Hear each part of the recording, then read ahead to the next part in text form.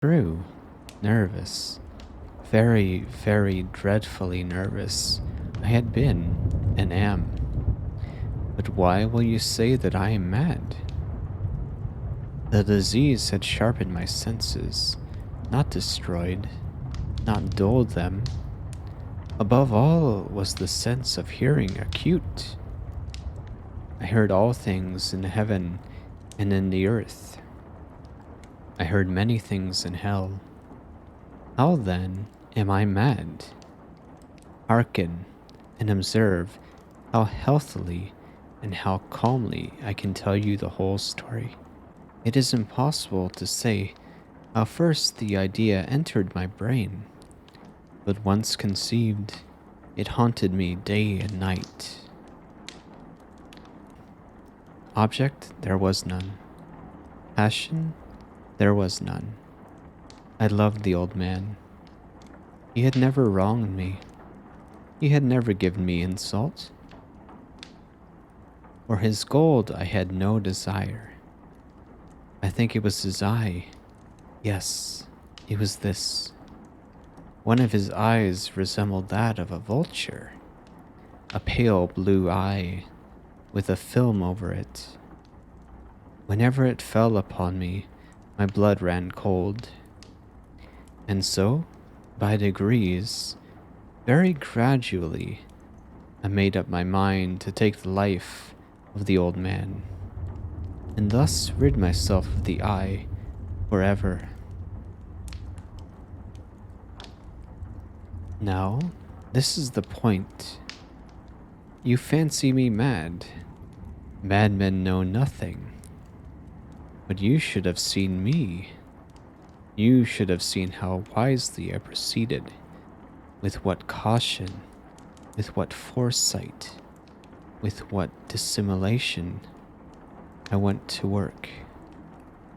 I was never kinder to the old man than during the whole week before I killed him.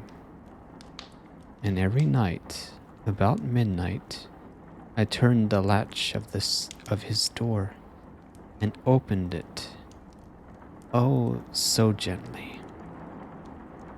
And then, when I made an opening sufficient for my head, I put in a dark lantern, all closed so that no light shone out, and then I thrust my head in. Oh, you would have laughed to see how cunningly I thrust it in. I moved it slowly, very, very slowly, so that I might not disturb the old man's sleep. It took me an hour to place my whole head within the opening so far that I could see him as he lay upon his bed. Ha! Would a madman have been so wise as this? And then, when my head was well in the room, I undid the lantern cautiously. Oh, so cautiously. Cautiously, for the hinges creaked. I undid it, just so much that a single thin ray fell upon the vulture eye. And this I did for 7 long nights. Every night, just at midnight. But I found the eye always closed. And so it was impossible to do the work, for it was not the old man who vexed me, but his evil eye. And every morning, when the day broke, I went boldly into the chamber and spoke courageously to him, calling him by name in a hearty tone, and inquiring how he had passed the night. So you see, he would have been a very profound old man, indeed, to suspect that every night, just at 12, I looked in upon him while he slept. Upon the 8th night, I was more than usually cautious in opening the door. A watch's minute hand moves more quickly than did mine. Never before that night had I felt the extent of my own powers, of my sagacity. I could scarcely contain my feelings of triumph. To think that there I was, opening the door, little by little, and he not even to dream of my secret deeds or thoughts. I fairly chuckled at the idea, and perhaps he heard me, for he moved on the bed suddenly, as if startled. Now, you may think that I drew back, but no. His room was as black as pitch, with a thick darkness, for the shutters were closed, fastened, through fear of robbers, and so I knew that he could not see the opening of the door, and I kept pushing it on, steadily, steadily. I had my head in, and was about to open the lantern, when my thumb slipped upon the tin fastening, and the old man sprang up in the bed, crying out, "Who's there?" I kept quite still and said nothing. For a whole hour I did not move a muscle, and in the meantime I did not hear him lie down. He was still sitting up in the bed, listening, just as I have done, night after night, hearkening to the death watches in the wall. Presently, I heard a slight groan, and I knew it was the groan of mortal terror. It was not a groan of pain or of grief. Oh no.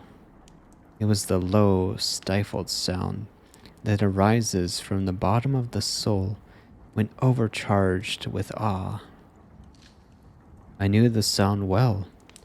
Many a night, just at midnight, when all the world slept, it has welled up from my own bosom, deepening with its dreadful echo the terrors that distracted me. I say I knew it well. I knew what the old man felt, and pitied him, although I chuckled at heart. I knew that he had been lying awake ever since the first slight noise, when he had turned in the bed. His fears had been ever since growing upon him. He had been trying to fancy them causeless, but could not. He had been saying to himself, "It is nothing but the wind in the chimney. It is only a mouse crossing the floor." Or, "It is merely a cricket which has made a single chirp."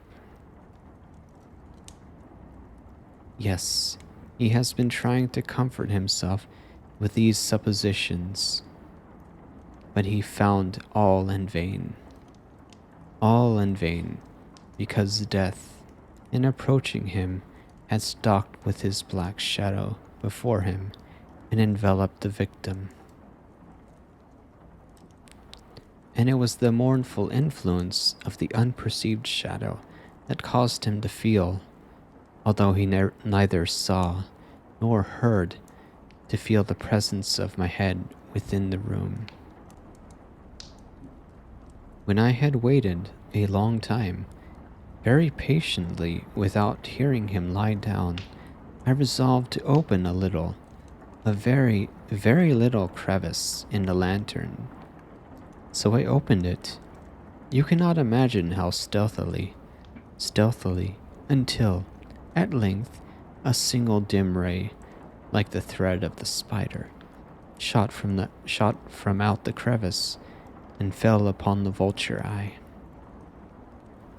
It was open, wide, wide open, and I grew furious as I gazed upon it. I saw it with perfect distinctness, all a dull blue, with a hideous veil over it that chilled the very marrow in my bones. But I could see nothing else of the old man's face or person, for I had directed the ray, as if by instinct, precisely upon the damned spot.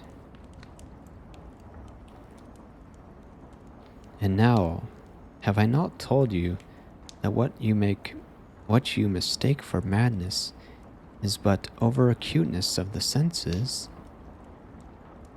Now, I say, there came to my ears a low, dull, quick sound, such as a watch makes when enveloped in cotton. Knew that sound very well, too. It was the beating of the old man's heart. It increased my fury, as the beating of a drum stimulates the soldier into courage. But even yet, I refrained and kept still. I scarcely breathed. I held the lantern motionless. I tried how steadily I could maintain the ray upon the eye. Meantime, the hellish tattoo of the heart increased. It grew quicker and quicker, and louder every instant. The old man's terror must have been extreme. It grew louder, I say, louder every moment. Do you mark me well? I have told you that I am nervous. So I am. And now, at the dead hour of the night, amid the dreadful silence of that old house, so strange a noise as this excited me to uncontrollable terror. Yet, for some minutes longer, I refrained and stood still. But the beating grew louder. I thought the heart must burst. And now, a new anxiety seized me. The sound would be heard by a neighbor. The old man's hour had come. With a yell, I threw open the lantern and leapt into the room. He shrieked once only. In an instant, I dragged him to the floor and pulled the heavy bed over him. I then smiled gaily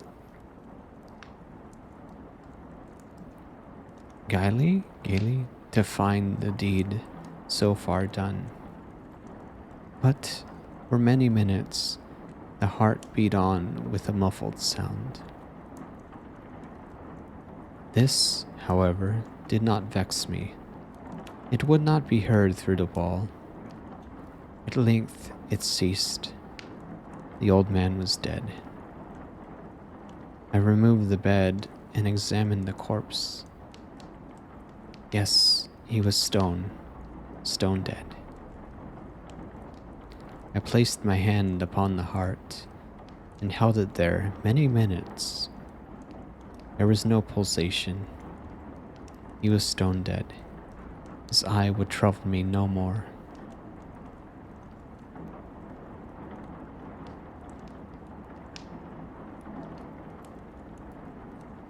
If you still think me mad, you will think so no longer when I describe the wise precautions I took for the concealment of the body. The night waned, and I worked hastily, but in silence. First of all, I dismembered the corpse. I cut off the head, and the arms, and the legs. I then took up 3 planks from the flooring of the chamber and deposited all between the scantlings. I then replaced the boards so cleverly, so cunningly, that no human eye, not even his, could have detected anything wrong. There was nothing to wash out, no stain of any kind, no blood spot whatever. I had been too wary for that. The tub had caught it all. Haha.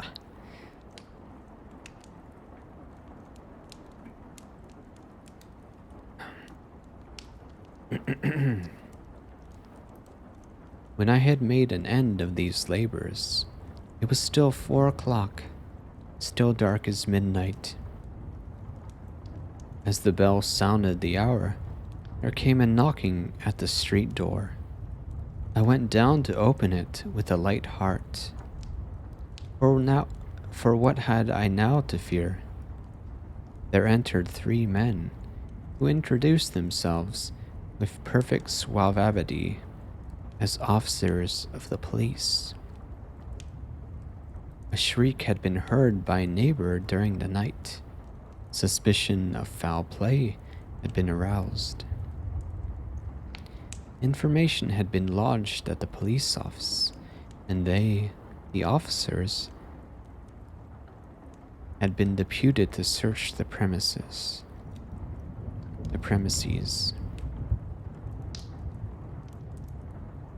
I smiled. For what had I to fear? I bade the gentleman welcome. The shriek, I said, was my own in a dream. The old man, I mentioned, was absent in the country. I took my visitors all over the house. I bade them search well. I led them, at length, to his chamber. I showed them his treasures, secure, undisturbed. In the enthusiasm of my confidence, I brought chairs into the room and desired them here to rest from their fatigues, while I, myself, in the wild audacity of my perfect triumph, placed my own seat upon the very spot beneath which reposed the corpse of the victim.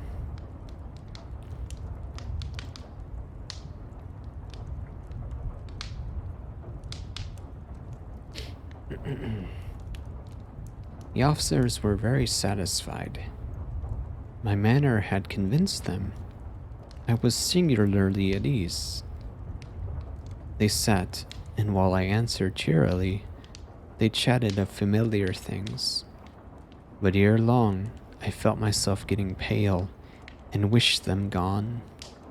My head ached, and I fancied a ringing in my ears, but still they sat and still chatted.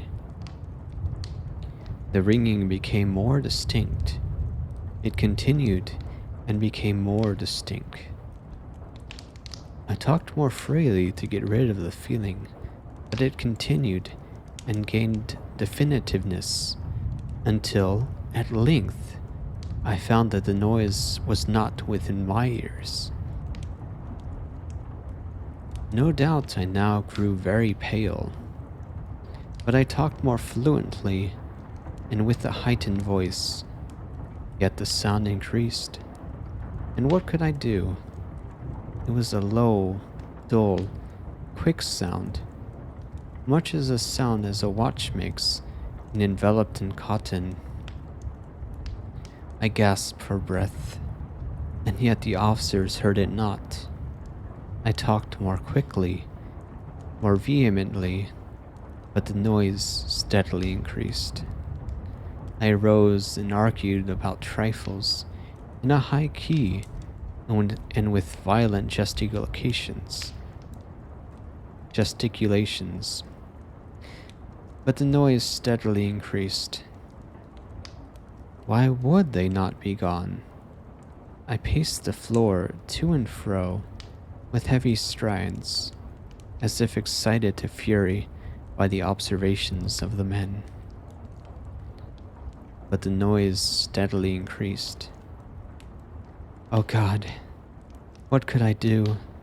I foamed, I raved, I swore. I swung the chair upon which I had been sitting and grated it upon the boards. But the noise arose over all and continually increased. It grew louder, louder, louder, and still the men chatted pleasantly and smiled. Oh, thank you.